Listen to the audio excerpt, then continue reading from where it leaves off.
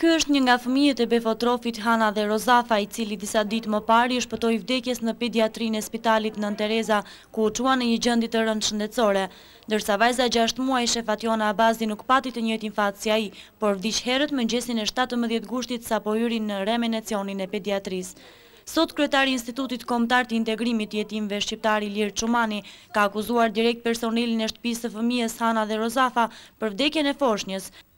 Pasi sipas tij foshnjat kanë mbërritur 48 orë me vonesë në gjendje të rëndë në dyert e spitalit. Mungesa e kujdesit në përgjithësi nga personelet e shtëpive të jetimëve të cilat administrohen nga Drejtoria e Shërbimit Social Shtetëror kanë shkaktuar 11 vdekje të jetimëve brenda 6 viteve të fundit.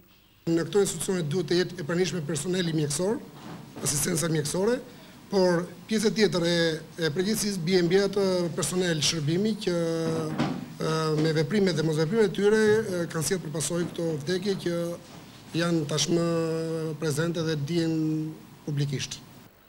Por ndërsa Çumani ngresi problem mungesën e mjekëve në shtëpinë e jetimëve dhe mungesën e personelit të kualifikuar, drejtoria e shtëpisë Hana dhe Rozafa, Milda Broka, ka pohuar se ky befotrof ka mjekun e vet, madje edhe 10 infermier. Broka nuk ka nguruar që të theksoj se foshnja vdiq një ditë mbasi mjeku roje e dërgoi në shtëpi voglushen, e cila vdiq disa orë më vonë nga diagnoza bronkopneumonisë spastike. Çumani ka kërkuar në kraj qeverisë të ardhshme që shtëpitë e fëmijës dhe të foshnjave të kalojnë në administrimin e komunave dhe bashkive, dhe fondet që caktohen nga buxheti i shtetit të mos administrohen nga kjo drejtori, por nga pushteti vendor.